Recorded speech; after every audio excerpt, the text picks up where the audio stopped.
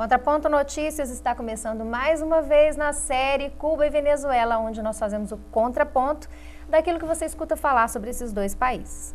No último programa dessa série, nós falávamos aqui sobre o sistema eleitoral cubano, como funciona o sistema de organização territorial em Cuba, e a gente terminou o programa passado falando sobre a questão da propaganda eleitoral, de quem promove as eleições, né? Diferente do nosso país, onde há um gasto absurdo com a propaganda eleitoral, no sistema cubano, o povo indica os candidatos, né, por iniciativa da própria população, e eles é que fazem a campanha para os seus candidatos, porque eles querem que seja escolhido aquele que melhor representa os seus interesses. E o que é também interessante nessa questão é que a pessoa que é indicada muitas vezes nem tem interesse em ser representante, mas ao ser indicada ela se sente com essa responsabilidade cívica e acaba aceitando o mandato porque entende que isso não é uma liberalidade, mas sim uma responsabilidade com a comunidade. Bom, nesse programa, então, eu queria retomar essa questão das eleições e o caráter democrático e popular desse sistema. Virgílio, eu queria que você começasse comentando para a gente. Olha, é bastante difícil da gente entender isso, né? Como que você se imagine os seus amigos, os seus colegas, os seus vizinhos indicando você a um cargo político, a um cargo eletivo. Então eles pegam os dados principais da sua biografia, digitam isso aqui, né? Digitam isso, colocam uma foto sua e começam a fazer campanha entre aquele bairro, entre aqueles habitantes do bairro onde você mora, a escola que você frequenta, a fábrica que você trabalha. Você acha que seria eleito? É interessante a gente pensar que não há possibilidade, assim como temos no Brasil, de os candidatos mais ricos obterem mais votos. Isso não é uma realidade no sistema cubano. A realidade é outra, é aquele que possui mais empenho, aquele que pelo exemplo arrasta os colegas e os amigos a ser candidato a alguma coisa. E normalmente são os que mais trabalham, são os que mais se empenham e, sobretudo, aqueles que doam o seu tempo para o coletivo e não para o próprio umbigo. Você já pensou isso aqui? Qual que é a sua visão desse sistema, professor Zé Luiz, que hoje aparece aqui pra gente com uma camisa tradicional cubana? Está todo mundo agasalhado. No Frio de Belo Horizonte, mas ele fez esse compromisso no último programa de aparecer aqui com uma camisa com uma goiabeira. Essa é uma goiabeira, tecido finíssimo, né, para enfrentar o calor naquela região. Então não precisa terno e gravata. Esse é o terno, esse é o terno e gravata. Esse é o equivalente ao terno e gravata. Desde do presidente da Assembleia, o membro do Conselho de Estado. Às vezes de manga comprida, né, professor? Porque às vezes venta mais, até para ocasiões mais formais. Então eles não precisam, como a gente, que é um país tropical, de instalar muito ar-condicionado para suportar um terno e gravata? Não, isso inclusive economiza energia, né? Esse debate, pois é, mas isso não é debater isso agora, mas, por exemplo, no Rio de Janeiro, né, os advogados pedindo para não ir em audiência, terno e gravata, tinha advogado desmaiando de tanto calor, ainda tinha que botar aquela coisa, capa preta, né? E não foi que coisa mais idiota, e não foi deferido, eles pediram para não usar aquilo. Mas isso é um outro assunto, a gente conversa em outro momento, numa outra oportunidade. Isso aí é mais racional, pelo menos, é muito gostoso. E, pois aí a gente comentava justamente o sistema democrático, e eu tive a oportunidade de ver uma pequena parte desse funcionamento. Eu visitei uma comunidade de bairro e vi depois o resultado da reunião que eles fizeram, muito interessante, né, onde eles vão discutindo os problemas e se encontram mensalmente. O que a gente precisa resolver no nosso problema? Então eles listam lá os problemas, quais são as soluções, né, como que eles vão implementar essas soluções. Uma escala, né? Uma escala. Que a gente vai atacar primeiro. E digo mais, nós copiamos isso aqui, ainda que não se diga, mas o processo de elaboração dos planos diretores, né, orçamento participativo. Que corresponde a uma lei municipal, o que a própria lei, que é o Estatuto da Cidade, determina é isso. Tem que ter a participação da população. E uma coisa que não se comentou, nós não comentamos no último programa, é que parte dos integrantes do Poder Legislativo eleito diretamente pelo povo e parte eleito, mas por indicação das organizações. Isso é muito Organizações de importante. massa. Os membros da Assembleia Nacional, os deputados, 50% vêm desse processo de escolha a partir do bairro, né, e 50% a partir do processo de indicação de escolha a partir das organizações de massa. Que não deixa de ser também uma proposta eleitoral de base. E o que seria uma organização de massa, professor? Você tem a Federação das Mulheres, Federação de Estudantes, né, de Operários do Campo e assim por diante. Essas organizações de massa, e inclusive isso já foi discutido aqui no Brasil, como você ter representantes, né, de determinados, de movimentos sociais, etc. Então é muito interessante isso. Você tem essas pessoas que se organizam em torno, né, de determinadas reivindicações, lutas, temas, etc. Né, e o que nós cidadão do aqui, bairro. Como eu disse, para a elaboração de plano diretor, porque tinha que ter representante do setor imobiliário, representante da proteção do patrimônio, representante, ou seja, essas organizações todas representadas. Eu não consigo entender como que essa mídia gorda, essa mídia golpista, né, esse PIG, esse partido da mídia golpista, chama isso de ditadura. É incrível. E você vai lá e ainda quando os caras começam a falar a situação de direitos humanos em Cuba. Olha, muito absurdo. Ouvir, então, um brasileiro vivendo em Cuba? Porque um estudante de medicina que brasileiro vai falar. Vamos ouvir, então, a gente vai passar aqui agora o vídeo do Glautier Diego da Silva, que é um brasileiro vivendo em Cuba, inclusive com um pouco de sotaque, né, agora castelhano. Mas vamos ver então qual é a visão daquele país do Glautier. Meu nome é Glautier Diego da Silva. Eu sou estudante de medicina do 4º ano aqui em Cuba, sou da cidade de São Paulo. Aqui em Cuba somos hoje em dia ao redor de 100 estudantes brasileiros por ano, 100 no primeiro ano, 100 no segundo, 100 no terceiro e até 6º ano. Viemos estudar medicina aqui em Cuba porque tivemos a oportunidade de estudar medicina. Muitos que estudam medicina aqui em Cuba não tivemos a oportunidade de estudar no Brasil por várias condições socioeconômicas, intelectuais, e Cuba nos deu essa oportunidade e vamos a se valer a pena, e quero deixar claro aqui que estamos estudando medicina aqui para ir, depois de formado, nas cidades do Brasil onde não chega nenhum médico brasileiro, onde tem muita saúde precária, onde não, as crianças, os adultos, os da terceira idade não têm cuidados médicos.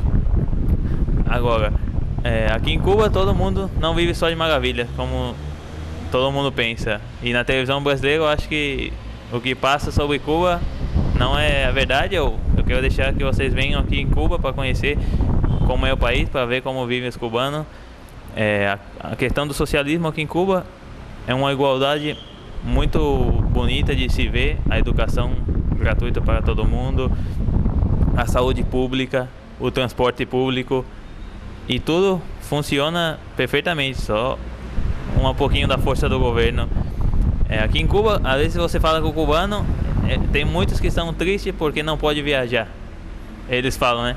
Entre parênteses.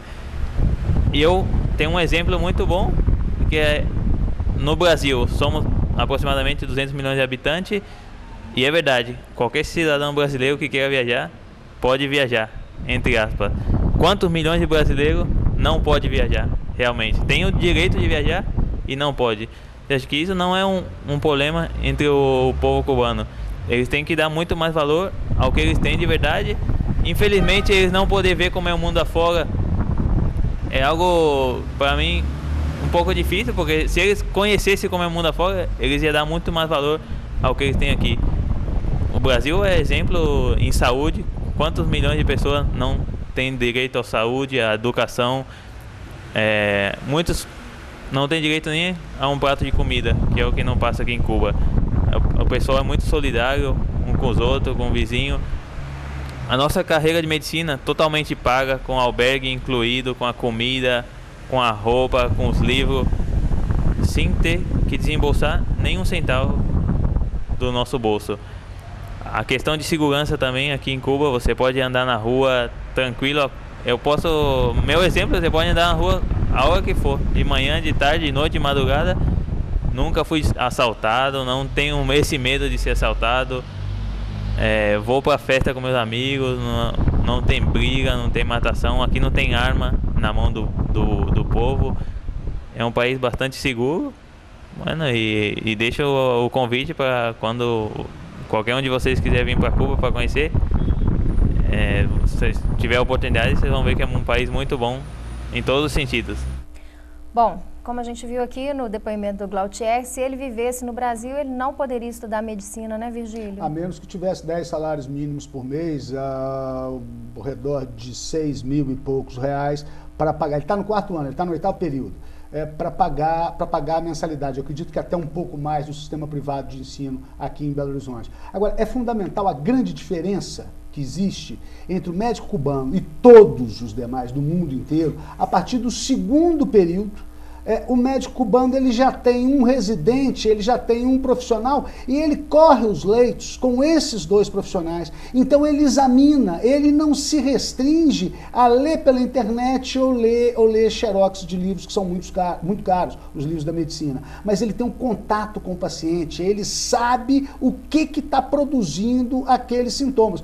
Quando chega no 5º ano, no 6º ano, no 12º período, ele já é disparadamente à frente dos demais, e digo de todos os demais. Há uma certa inveja naquele país ao norte do México e ao sul do Canadá sobre a proficiência do médico cubano, porque muitas vezes sem equipamentos caríssimos, como lá naquele país eles os têm, né, eles conseguem fazer um diagnóstico sem, vamos citar um exemplo, sem a tomografia computadorizada. Vamos pegar a província lá de Cienfuegos, ou vamos pegar lá embaixo, lá em Guantánamo, né? Provavelmente, nas aldeias, né, não há a possibilidade de um equipamento, de um tomógrafo computadorizado em todo o hospital. Ele teria que ir até a sede da província, mas os médicos não contam. Essa me parece uma das grandes diferenças. Né? Essa diferença é brutal. Inclusive, conversando com ele e com outras pessoas,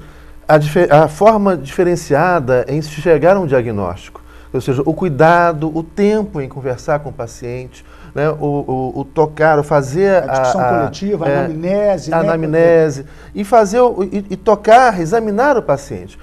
Isso é muito interessante, eu perguntava para ele, porque nessa neura que a gente vive por aqui, né, mas o médico toca o paciente, pode ser processado, que há alguma coisa. Então ele fala, olha, não, quando você vai examinar uma mulher, sempre na presença de outra mulher. E vai examinar qualquer pessoa, sempre um homem, sempre na presença de outro homem. Então, para evitar esse tipo de coisa que pode ocorrer e ocorre, infelizmente, pelo mundo inteiro. Né? Mas o que acontece muito? Outro dia eu vi um depoimento de um amigo nosso que estava na Holanda e falou, olha, ele foi levar a esposa para fazer um exame e tudo. E o médico, pré-natal, e o médico não tocou nela, olhou, conversou mal e pediu um monte de exame com máquinas. Né, onde o médico vai virando mais um operador de máquinas.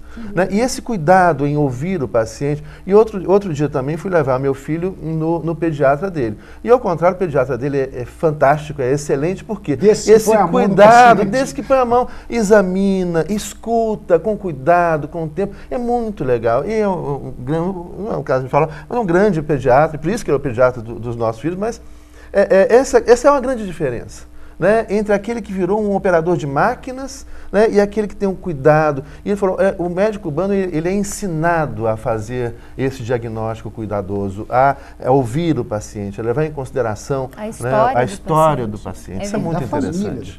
E da família do paciente. Bom, esse primeiro bloco aqui nós estamos encerrando agora e aproveitando ainda a entrevista do Glautier, ele fala que anda nas ruas de Cuba sem medo. Né? Será que é porque existem policiais armados por todo lado? Eu acho que não é por isso não, e o professor Zé Luiz vai falar para a gente no próximo bloco sobre a questão da segurança em Cuba.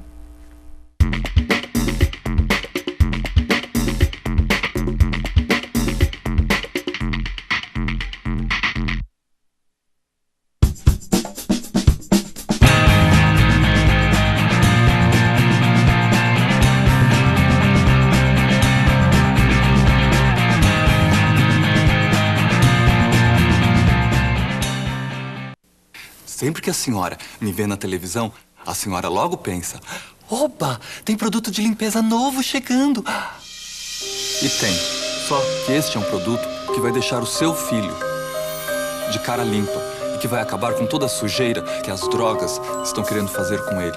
E é tão fácil de usar. Quer ver? Toda vez que aparecer alguém oferecendo drogas, a senhora pede pro seu filho usar as mãos e fazer assim para as drogas.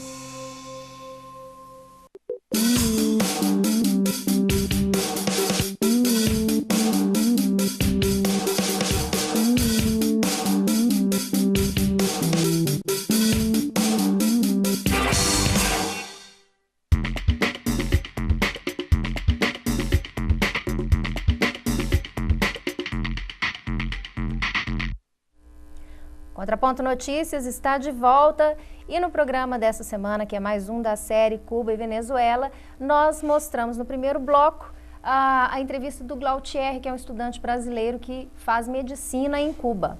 E o Glautier falava na sua entrevista que anda em Cuba sem medo, entre os vários benefícios de viver no país cubano, ele fala que a segurança é um diferencial.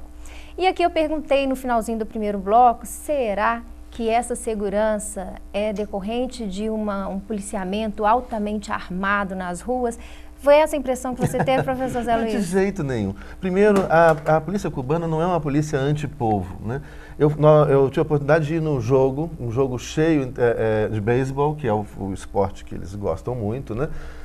E entrando no estádio, primeiro, não te revistam para entrar no estádio. Não tem esse negócio de apalpa o sujeito todo, batalhão de choque, aquela ameaça, o sujeito chora. Não tem, chega lá dentro, não tem briga de torcida, não tem confusão, né? A polícia desarmada, né? Isso é muito interessante, né? Sem nenhum equipamento, com uma blusa assim, parecida com essa, só que, não sei se me engano, azul. Porque azul, as né? pessoas aqui dizem o seguinte, não tem briga, porque se brigar é paredão. Não tem nada. Inclusive, assim que... tinha Antes fosse. Inclusive, tinha um cara na minha frente que estava torcendo, porque eu peguei, coincidentemente, um jogo de Cuba e Estados Unidos. A seleção norte-americana foi autorizada a ir lá, depois de muitos e muitos anos que era proibido, porque os norte-americanos são proibidos de ir a Cuba. Eu sei seus programas de índio, né, professor Zé Luiz? E tinha um cubano torcendo para os Estados Unidos, nada aconteceu para ele, não teve briga, não teve confusão, cada um na sua, vendo o jogo. E nas ruas não tem esse negócio, é muito tranquilo. Não tem, se a polícia encontrar um sujeito bêbado na rua, vai pegar, vai botar no carro e levar para casa dele.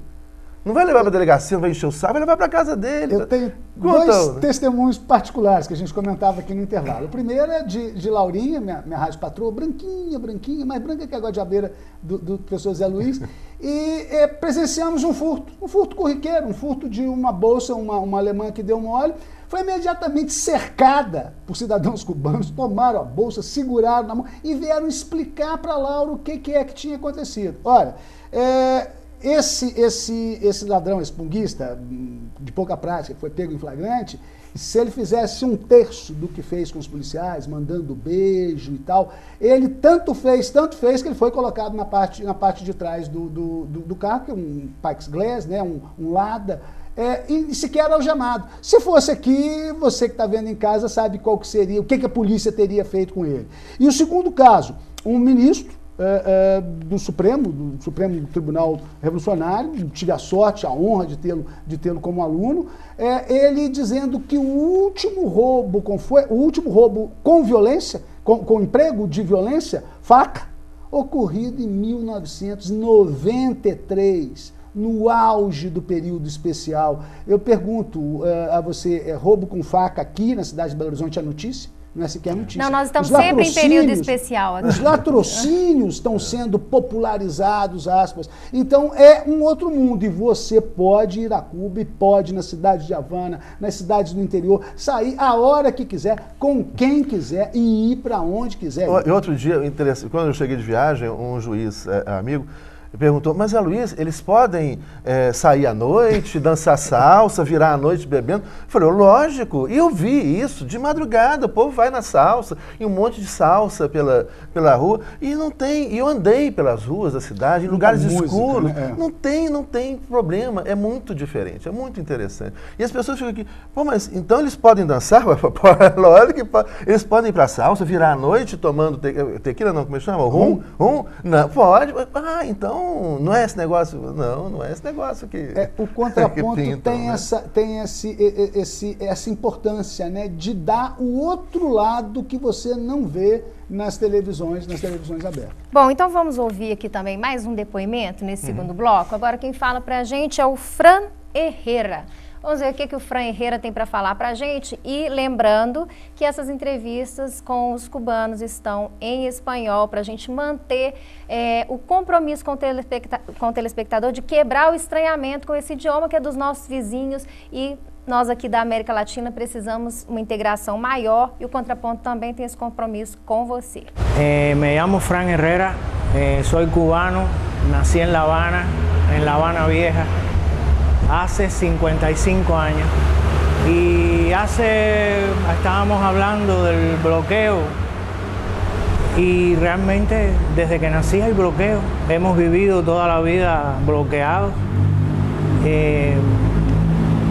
Todos mis recuerdos en la infancia, la juventud, ya de mayor, están con el bloqueo.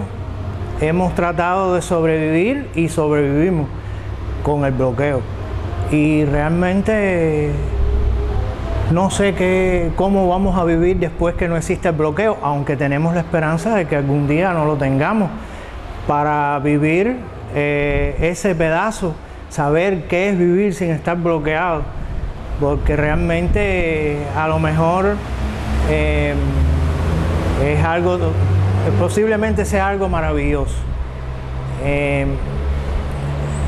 ¿Qué les puedo decir? La Habana es una ciudad que para mí, yo tengo que ver todos los días el mar, por ejemplo, aunque sea desde la ventanilla de la guagua o pasar a través de una entrecalle, ver un pedacito de mar para mí es importante. No sé qué sería para mí vivir en un lugar donde lo que viera fuera un río, a lo mejor me contentaría con eso.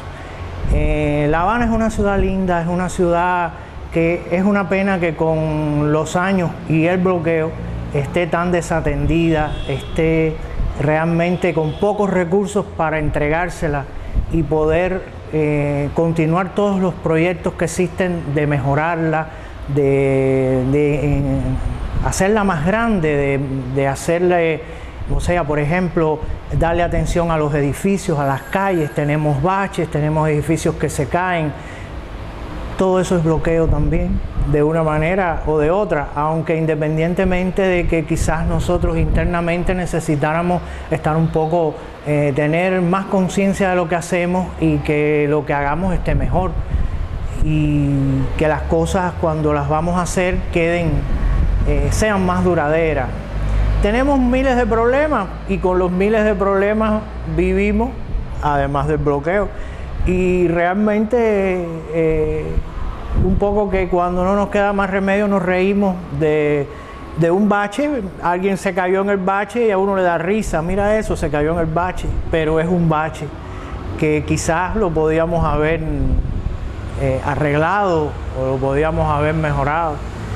Y nada, yo vivo aquí en mi ciudad, trabajo, me desarrollo, me gusta lo que hago y realmente me siento bien haciéndolo. Ahora mismo estoy trabajando en una feria que se va a inaugurar próximamente, una feria muy bonita donde está el Fondo de Bienes Culturales, están entidades y empresas del Ministerio de Cultura, todas exponen sus mercancías y las venden, y se hacen grandes ventas y se compran muchísimas cosas, objetos utilitarios, artesanales, cosas bonitas, collares, adornos para la casa, y realmente es muy bonito y muy agradable ir allí porque es tanta la gente que va que se convierte como en el paseo del domingo para llevar a los hijos o a los nietos. Y nada, y a pesar del bloqueo tenemos esa feria y vamos, aunque las guaguas estén llenas, aunque haya bache, nosotros seguimos yendo aí. Bom, ouvimos aqui a fala do Fran Herrera, e eu acho que o assunto agora pode ser bloqueio, né? Ele fala tanto em bloqueio, e eu queria começar fazendo duas perguntas. Primeiro, Cuba hoje é um país que vive sem luxo, não é, professor Virgílio? Sim. Isso é verdade? É verdade. E a razão é a segunda pergunta. Cuba hoje vive numa situação de mais pobreza por causa do socialismo, professor Virgílio? É o inverso. Né? Há a garantia de um mínimo para todos, né? Mas produtos como, por exemplo, sazonalmente falta alguma coisa, shampoo, condicionador de cabelos que as mulheres usam para depois para desembaraçar. Adoçante. Existem os produtos da vez. Agora é interessante isso que o Fran diz, depois da coça que os Estados Unidos tomaram em Plaja Riron, na Baía dos Porcos, impôs-se na lei Helmut Burton, se eu não estou equivocado, me falha o nome desse infeliz, toda empresa que comercia com Cuba, um navio, por exemplo, que atraca em Cuba e faça desembarque de produtos, ele tem que ficar durante 6 meses sem poder atracar num porto estadunidense. Então, esse bloqueio sórdido, que a questão de pouco menos de um ano, liberou-se produtos medicinais. Mas, Virgílio, uma pergunta aqui, as coisas que eu não consigo entender. Se o sistema cubano é tão ruim, se aquela ilha é horrorosa, por que precisa do bloqueio? Por que os Estados Unidos não deixou, então, o sistema socialista funcionar e afundar por si mesmo, se ele é tão ruim assim? Eles têm um medo, pânico de um ingrediente secreto, né, que há na ilha de Cuba, que chama-se pueblo cubano. Né? Este é que é o grande diferencial, é a grande mola propulsora acima e além de todas as dificuldades. O cubano está rindo, o cubano está fazendo um som numa caixa de fósforo. Isso parece, na musicalidade, se parece muito com o Brasil. Com a Bahia, né? Obviamente não o ritmo, mas essa alegria, essa musicalidade. A musicalidade me impacta e me imanta muito ao povo cubano. E a outra coisa é fazer a autoironia, né? Fazer ironia com as próprias tragédias. Eu me lembro uma vez que estava faltando esse alfinete de fralda, né? Faltava alfinete de fralda. Então, um conhecido nosso, né, o Loyola, marido da nossa querida professora Caridade, dizia que isso era muito simples de se contornar, que já se estava fazendo uma planificação para terem menos filhos, porque aí acabava de vez com esse problema. É uma forma de se auto-ironizar. Eu acho isso muito próximo do povo cubano com o povo brasileiro. E a consciência que eles têm de estar em dificuldades em razão desse bloqueio, né? O que afasta de uma revolta sem causa, né? Na verdade, eles têm consciência e orgulho de sobreviverem a tanta resistência e que é muita dos outros maldade, países. né? O que faz, vencer né? as dificuldades, né? O cubano, ele tem um orgulho de vencer as dificuldades. Quando você desembarca no José Martí, há um outdoor lindo com aquele tio Sam de cartola e eles dizem: Yankees, de vocês nós não temos nenhum medo. Isso é fantástico. Gente, eu não entendo. Essa grande maldade, né, que representa, isso impõe um povo inteiro. Eu queria lembrar um episódio recente, que foi o golpe de Estado no Paraguai, afastando o presidente Lugo, né, e como que o governo brasileiro, o governo argentino, né, e o governo uruguaio se recusaram a impor sanções econômicas contra o Paraguai. Por quê? Porque quem paga pelas sanções econômicas é o povo, não é o governo. E notadamente o povo mais humilde, o povo mais simples. É igual essa estupidez de bloqueio contra Iraque, contra Irã. Quem paga é o povo, né? Mas agora a gente vai ter que terminar esse assunto no próximo programa dessa nossa série Cuba e Venezuela, onde o Contraponto, notícias, proporciona a você uma visão diferenciada desses dois países. Nós fazemos o contraponto daquilo que se diz na TV tradicional sobre Cuba e Venezuela, que não são ditaduras, como nós temos mostrado aqui, entrevistado vários residentes, tanto cubanos e venezuelanos, como brasileiros que vivem nesses dois países. Na próxima semana a gente volta com mais um depoimento e mais um debate sobre Cuba e Venezuela. Não perca a programação da TV Comunitária.